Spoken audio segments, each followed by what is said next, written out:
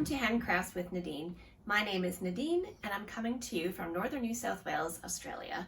I'm originally from Montreal, Canada, and I've lived here for almost 12 years with my husband, who's Australian, and my two teenage daughters who are 15 and 17, and our 2-year-old Labrador dog named Bear. It's a beautiful day today. We are officially in winter. At the beginning of the video, I should have inserted a clip of a maple tree that's just down the road from me. I didn't realize that maple trees grew in Australia until we moved into this house, and I'm super lucky because there's 2 on our street. And yeah, so like I said, we're officially in winter. It's June, beginning of winter, and now is when they're changing their leaves. So they're really beautiful. In the one tree, they're turning like yellow and red and falling to the grass. And so it's really pretty. And yeah, not many leaves fall off the trees here in winter. Most of the trees keep their leaves. So yeah, it just makes me feel nostalgic and a little homesick and just makes me smile. So yeah, just wanted to share that. And yeah, my husband Horst, he just came back from Vipassana. So for those who don't know what that is, it's a silent retreat. So he went last year and he decided to go again this year. So it's 9 days meditating pretty much all day and no talking. So I've never done it myself. This was his 3rd time. Yeah, I don't think that I could do that, not talk for 9 days. I don't think I could not talk for 1 day. So yeah, he said it was very hard, but he's very glad that he did it. And yeah, it was like, he woke up at 4 in the morning every day, meditate for an hour, had a light breakfast, meditated for 2 hours, a lunch, meditation for 3 hours, dinner, meditation for 4 hours. Oh, and because he was considered an old student, because he'd already done it, he didn't have any dinner. They were only offered lemon and hot water or tea, I think. So yeah, he's back. We're very glad to have him back. He was full of energy when he got back, so he's been, you know, going around the house, completing little chores that needed to be done, so that was really nice. And yeah, it's a beautiful day. I think it's maybe a little bit warm. I might take this off in a second because yeah, where I live, it's very cold in the morning, like maybe 10 degrees Celsius. And then as the day goes on, it can get up to 20. So, you know, not bad for winter. But yeah, in this room, it's getting a little bit stuffy. So I might take this off in a second. But oh yeah, so what I'm going to talk to you about today is a tale of 3 Felixes. So the Felix Cardigan, 3 of them that I've knit, a little bit about my work in progress, and about something that I'd like to cast on. So some things that we need for winter here. A little bit about my book, not too much, and a little bit about a Netflix series that I just finished the series, or the 1st season of it at least. Hopefully it's just the 1st season. Okay, so this is my finished object, the Felix Cardigan. I've knit this in Bendigo Woolen Mills in the rustic. This is the 12 ply. And the color is called graphite. So it kind of looks like a charcoal gray, but it's also a bit bluish. So yeah, what I've done is I kind of untwisted it just to have a look, and it looks like it's made of 6 strands, and each strand is actually navy blue and kind of a light gray twisted together.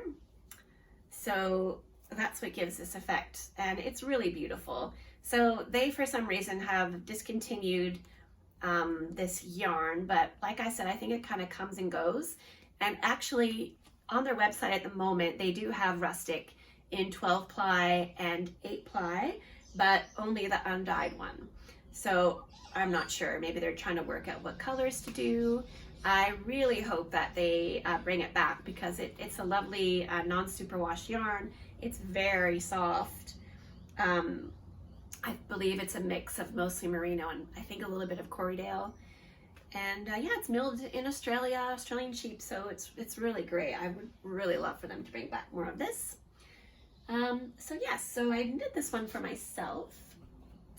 And the first Felix that I ever knitted was also meant to be for myself, and I knitted it in Nundle undyed yarn. Also, I believe it was a 12 ply, a 10 or a 12 ply. Maybe it was 10 ply. So I ordered a 500 gram skein, which was wonderful because it was not like 5 100 gram skeins. It was one giant 500 gram skein. So I was able to dye the whole thing in one go, and it was all pretty evenly dyed, which was really great. And I think I used the acid dye. So I used to dye yarn with excuse me, food coloring for a little bit, and I was really having a lot of fun. So for Christmas a couple years ago, my husband bought me a proper acid dye. So I think this might have been my first foray into dyeing with acid dye, and it went a little bit wrong. So as I was dyeing it, you have to kind of, I did it in a giant pot on the stove, and I guess it kind of got too hot because the yarn actually felted a little bit. So not too badly, but it had maybe it had felted a little bit. So I hung it out to dry, and when I brought it back in, so it's still in that big hank. So I don't have a Swift and a ball winder. I wrap the skeins around my knees, and I wind them into balls by hand. And so as I was winding it into the ball, I had to like pull it apart in some sections because it had felted quite a lot in certain areas and not so much in others. So anyways, so that's what happened there. And as a result, the yarn became quite thick. So yeah, it must have been a 10 ply, like a worsted. And this pattern calls for, I think, an Aran weight yarn. So because it was so thick, I thought, okay, perfect, it'll make a great Felix. So I bought the pattern, and I casted it on, and I'll just show you the color, how it turned out. So it's got a little bit of variegation in it, which I loved. I thought it was so cute.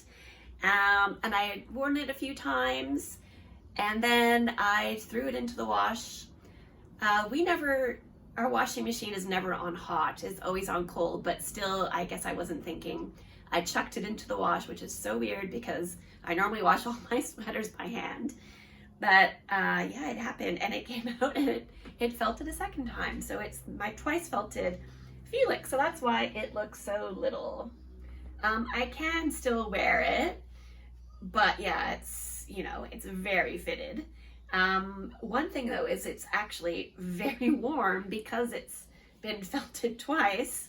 So on a very windy day, if I were to take the dog for a walk, I guess I could consider putting that on because it would be very, very warm. I have these lovely buttons that I bought on eBay. They're coconut buttons that are painted, and they're left over from when I was a doll maker. I used to use those for my doll's clothes. So yeah, that was the first one. Bit of a fail. And the second Felix I also dyed. So this is a yarn that I bought on Facebook Marketplace, and the brand was called Tasmanian Heritage. And this one was an 8 ply, and it was also a 500 gram skein. So again, I was so excited. I dyed it using my acid dyes. So I wanted it to be like a foresty green or really dark olive green, and unfortunately, I guess I'd added too much yellow. And not only that, but I guess a lesson that I learned was that yellow dye holds faster to the yarn than the blue dye, because it did actually look quite nice in the pot, even though when it's still wet it will be darker. But when I took it out and squeezed a little bit, I was like, oh, that's a great color. So I put it into the strainer, and I rinsed the sweater, and then out the bottom, just not all obviously, but a lot of the blue was coming out. No yellow, just blue was running out the bottom. So it ended up being this yellowy olive color, a chartreuse, which is, yeah. But I really, and again, it has beautiful variegation in it, which I love. And I ended up giving it to my daughter. She really suits this color. She's got a different coloring than me. So yeah, so she loves it. And again, this yarn is really soft.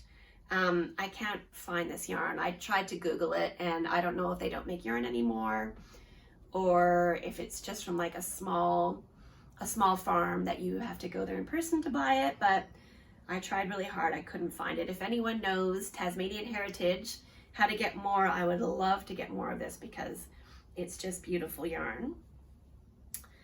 Yes, anything else about this? Oh yeah, because it was 8 ply, I knit a couple of sizes bigger, and yeah, so you can see that lace repeat that's famous in the Felix. There's 1, 2, 3, 4, 5, 6, 7 repeats, where on the other ones I think I've only got 1, 2, 3, 4, 5 repeats. So I just kept going until the yoke had reached a long enough depth. And yeah, so that was my second Felix. And finally this one that I knit for myself. So I did want to knit it again because, well, I had the pattern. I love the pattern. I think it's really pretty, and I was really determined to have one for myself. So yeah, and I didn't have to dye this yarn, so I didn't have to worry about it being the wrong color. Yes. Yeah, so not much more to say about it that I haven't said already. I did knit the sleeves a bit longer, and yeah, so when I walk the dog in the morning and my hands are a bit cold, it's nice to be able to pull it down, and then to just tuck it back up is really nice too, and keeps your wrists extra warm. I really discovered that I really love doing the Italian sewn bind off. After this, I'd first did it on the cardigan before, the step-by-step cardigan, with the instructions by Handmade by Florence, which were excellent instructions. I highly recommend watching her video on YouTube about how to do the Italian sewn bind off on her step-by-step cardigan tutorial. And yeah, it's really fun and really meditative, and yeah, I love it. It just is, it's like such a nice clean finish that it just really elevates your sweater, I think. So yeah, these buttons, did I write it down? I think I wrote it down. It's from an Etsy shop in Australia called Heart Supplies. So Heart Supplies on Etsy is where I found these buttons. They're wooden buttons. I think, yeah, this is from the same business, but they're smaller buttons that I use on that cardigan. I'm just gonna take it off because I'm a bit warm. Okay, the other thing is you cast on for this sweater below the ribbing. So you cast on with just a stockinette, and then you go back after and you pick up the stitches to knit the neckline. And that kind of seemed like a bit confusing, like why don't I just start immediately with the ribbing on the neck? But I believe that it adds a bit more structure when you pick up the stitches. Like you can see there's a little lip there, so it's gonna make the collar a bit more sturdy.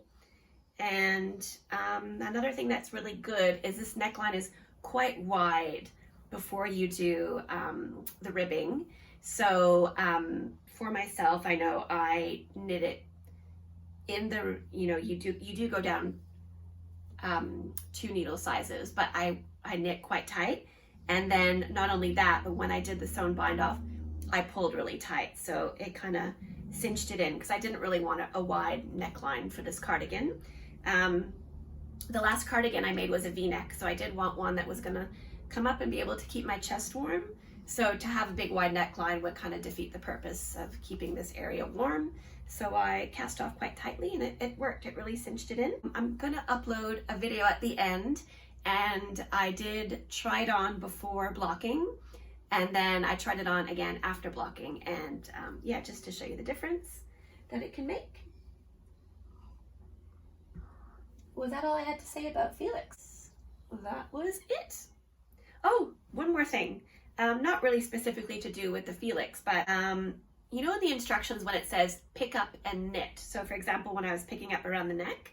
So like I said, I learned to knit before YouTube videos were kind of, I guess, so easily to get, to learn how to do techniques on. So when I first started knitting, and then I learned how to read patterns and I saw pick up and knit, I thought one step was to pick them all up and then the next step was to knit them. So now that I've seen some tutorials, you actually pick up the stitch and knit it straight away, pick up the stitch, knit it straight away. So sometimes I do it that way. Like I think for the button band, I did it that way. But when I picked up around the neck, I just picked up all the stitches and then had them all on my needle and then knit them after. Nothing revolutionary there. I just thought I'd mention it because I noticed that it was something a bit different that I'd done. Okay. As for my work in progress, I'm still going on these socks. The Craspedia socks by Andrea Mowry. Knit in Mondim by Retrosaria Rosa. So it's the no nylon, non-superwash sock yarn. And it doesn't look like I've done much, but I've done quite a few rows and started increasing the heel. They're just a really slow go.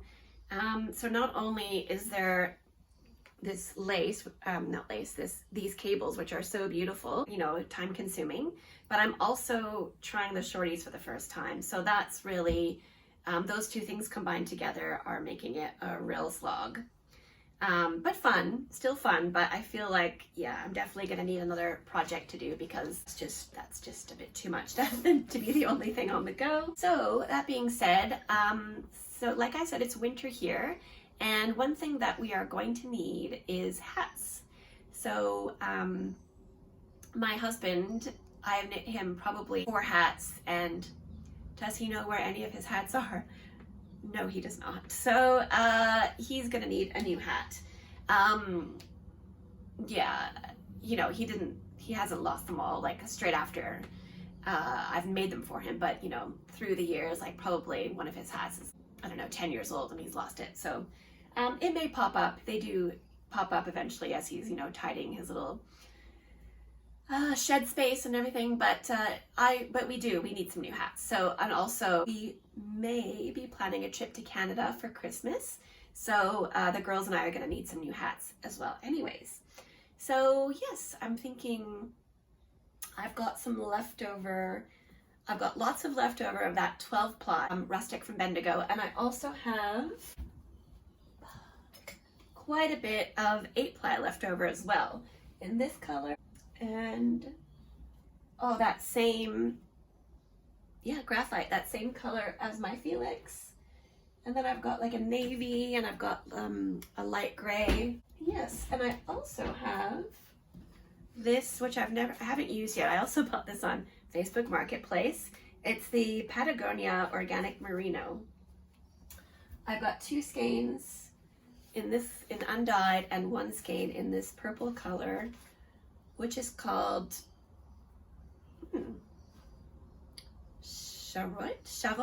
I don't know if that's French, but yeah, so I might also use those. Otherwise, I've got bits and bobs of leftover sock yarn, which I could use as well. So I'm not sure which pattern I'm gonna make. I do like the look of that Manhattan hat that I've seen. I can't remember who's made it. I'll try to put a photo. But yeah, I kind of like the look of that one. Then I know everyone's making the Musselburgh hat, and that does look really nice too. I might give that one a go as well. So yeah, that's things that I'm looking forward to making. Oh, I didn't mention my dress. The Hinterland Dress, designed by Sew Liberated. This was the sixth Hinterland Dress that I've made. I made it with the 3/4 length sleeves. Yeah, so the only thing that was a bit unique about this one for me making it was it's the first time that I've sewed a pattern where the fabric had patterning on it. So yeah, there's a few, it's still reversible, so I didn't have to worry about wrong side, right side. But here where the checkers are, it kind of mattered. If it matters, not everyone would care really, but this was quite crooked on the first go. So I was like, oh, it's fine, you know, I'll just leave it. And then, you know, a couple days later, I was thinking about it, and then I went to wear it and I was like, I did wear it, but it did bother me. So then finally I decided to take my stitch ripper, pull out the stitches, the whole thing. I think just the front. I think the back was okay, so I might have just ripped out the front and then yeah, tried to make it straight. It's still not perfect, but that's okay. It's that much doesn't bother me. Before it was very noticeable, sewn crookedly. So yeah, so I'm happy with it now. This fabric I got from Spotlight, and it was on a clearance for $6 a meter, so it was really a great deal. I think I bought that back in January for my birthday, I think. Right, so I'm still reading Dune. Probably a quarter or a third of the way into it, and I'm loving it. It's really good. It's so well written. It really draws you in, and yeah, like I said, I haven't seen the movie, but as I'm reading it, I feel some writers write so well that you feel like it's a movie as you're reading it. So yeah, it's just really good. There's no chapters per se in the book. Every now and then there'll be a little bit of a stop and then an excerpt from something written by Princess Irulan. I don't know if that's how you pronounce her name. But yeah, so not having chapters is interesting. The breaks are kind of as spaced out as a chapter, I guess, but yeah, so it's maybe not as motivating as if there were chapters. I feel like, you know, oh, one more chapter. And here it's like the breaks are maybe they're more frequent than a chapter would be. But anyways, I'm loving it. It's really great. I don't have much time to read really, with being busy with the kids and everything, but yeah, I've been reading it at night and I'm loving it. So the other thing I was going to talk about, if you remember, I said in a couple episodes ago that I studied English literature at university, and one of the books that we had to read was called Ripley Underground. So that is by Patricia Highsmith, and it's actually a series. So if you know The Talented Mr. Ripley is one of the books from the series. I think it was the first one. So I did, back then in my 20s, I did also read The Talented Mr. Ripley.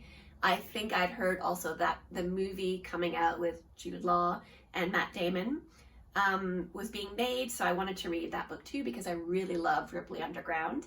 And so yeah, I'd read the book.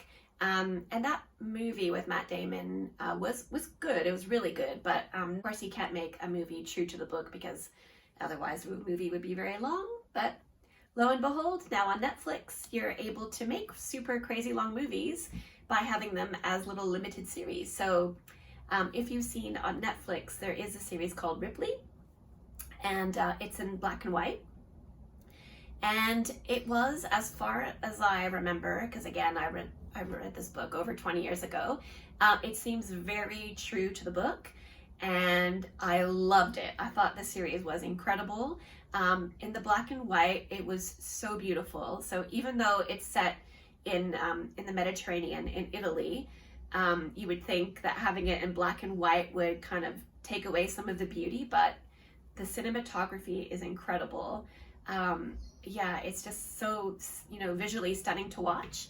And then the acting is fabulous. And the main, I don't remember the guy's name, the actor who plays Tom Ripley, but he is really good. And it's one of those stories where the main character is a bit of a baddie, and even though he's like the bad guy of the story, you're rooting for him kind of, because he almost gets caught so many times, and you're just like on the edge of your seat, and it's really well done. I was really happy that I watched it, because at first I was like, oh, another Talented Mr. Ripley, I don't want to watch it, because I love the book and I really like the other movie, but it is really worth it. I highly recommend it even if you haven't read the book or the other movie.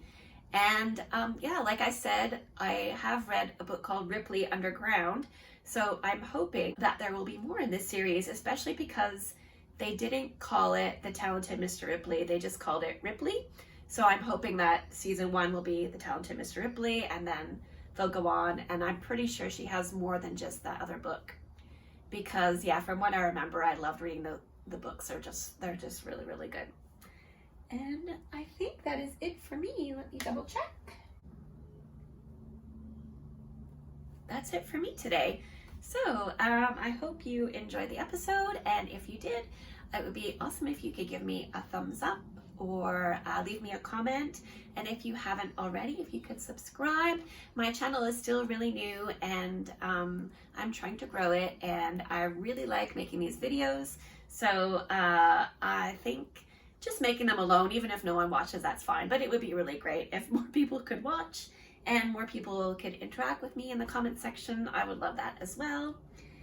And yeah, that's it. I hope that you've had a beautiful week. I hope that you get to make something really beautiful with your hands, and I look forward to recording again next week.